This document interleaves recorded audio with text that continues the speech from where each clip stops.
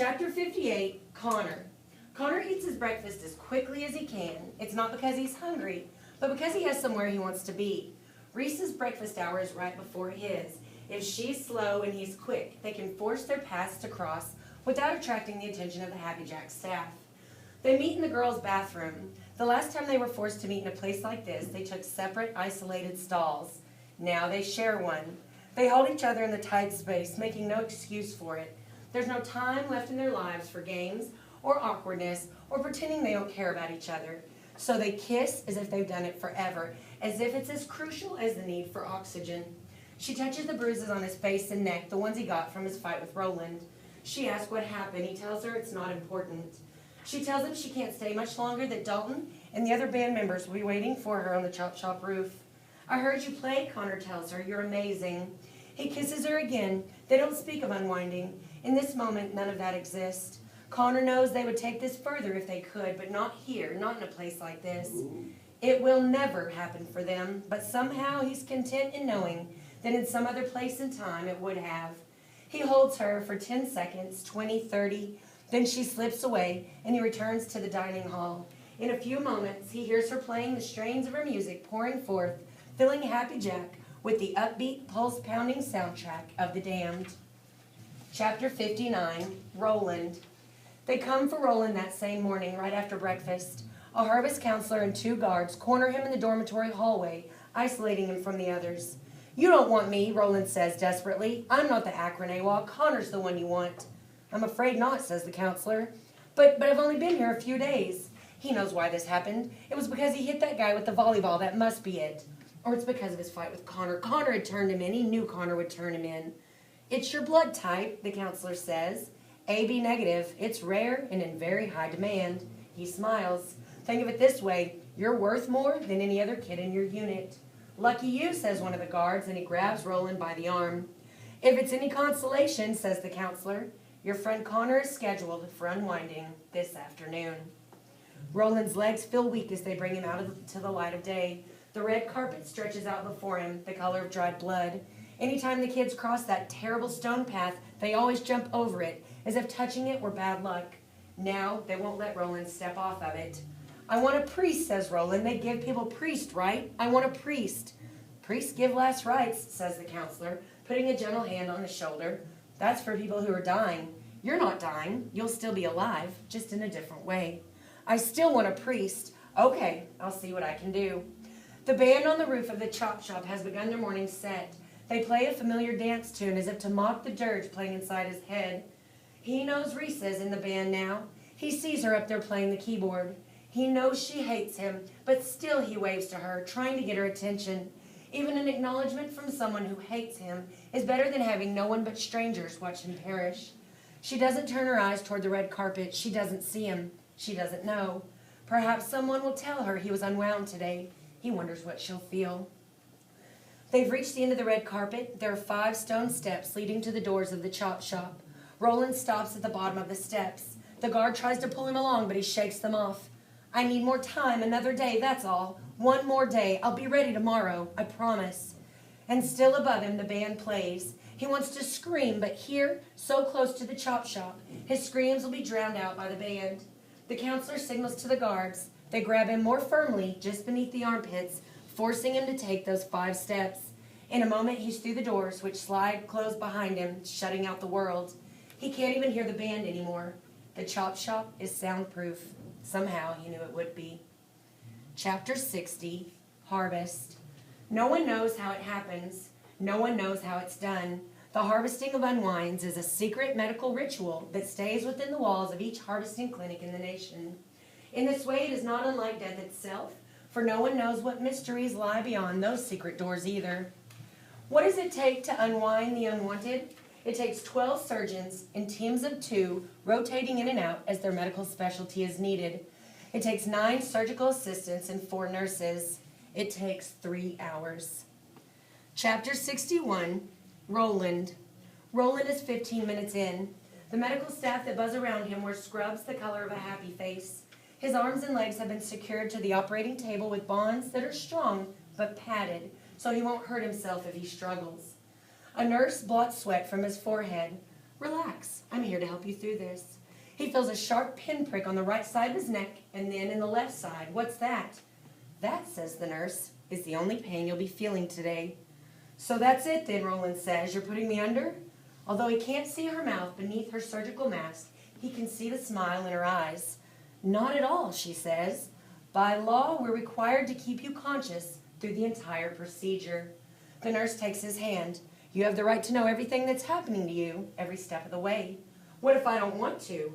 You will, says one of the surgical assistants, wiping Roland's legs down with brown surgical scrub. Everybody does. We just inserted catheters into your carotid artery and jugular vein, says the nurse. Right now your blood is being replaced with a synthetic oxygen-rich solution. We send the real stuff straight to the blood bank, says the assistant at his feet. Not a bit gets wasted, you can bet. You'll be saving lives. The oxygen solution also contains an anesthetic that deadens pain receptors. The nurse pats his hand. You'll be fully conscious, but you won't feel a thing. Already Roland feels his limbs starting to get numb. He swallows hard. I hate this. I hate you. I hate all of you. I understand. 28 minutes in, the first set of surgeons has arrived. Don't mind them, says the nurse. Talk to me. What do you want to talk about? Anything you want. Someone drops an instrument. It clatters on the table and falls to the floor. Roland flinches. The nurse holds his hand tighter.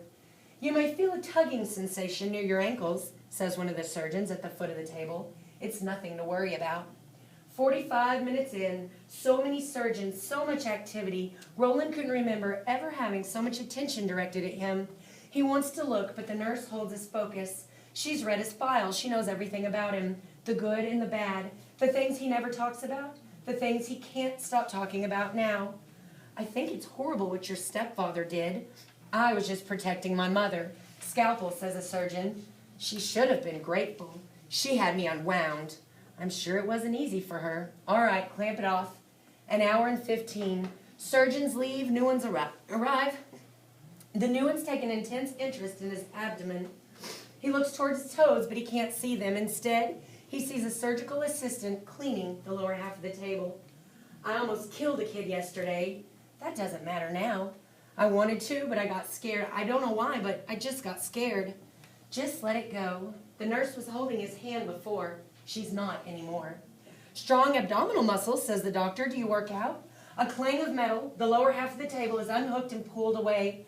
It makes him think of when he was 12 and his mom took him to Las Vegas. She had dropped him off at a magic show as she played the slots. The magician had cut a woman in half. Her toes were still wiggling, her face still smiling. The audience gave him thunderous applause. Now Roland feels discomfort in his gut. Discomfort, a tickling sensation, but no pain. The surgeons lift things away. He tries not to look, but he can't help it. There's no blood, just the oxygen-rich solution, which is fluorescent green like antifreeze. I'm scared, he says. I know, says the nurse. I want you all to go to hell. That's natural. Another team leaves, another comes in. They take an intense interest in his chest. An hour 45. I'm afraid we need to stop talking now. Don't go away. I'll be here, but we won't be able to talk anymore. The fear surrounds him, threatening to take him under. He tries to replace it with anger, but the fear is too strong. He tries to replace it with the satisfaction that Connor will be taken very soon, but not even that makes him feel better. You'll feel a tingling in your chest, says the surgeon. It's nothing to worry about. 2 hours, 5 minutes. Blink twice if you can hear me. Blink, blink.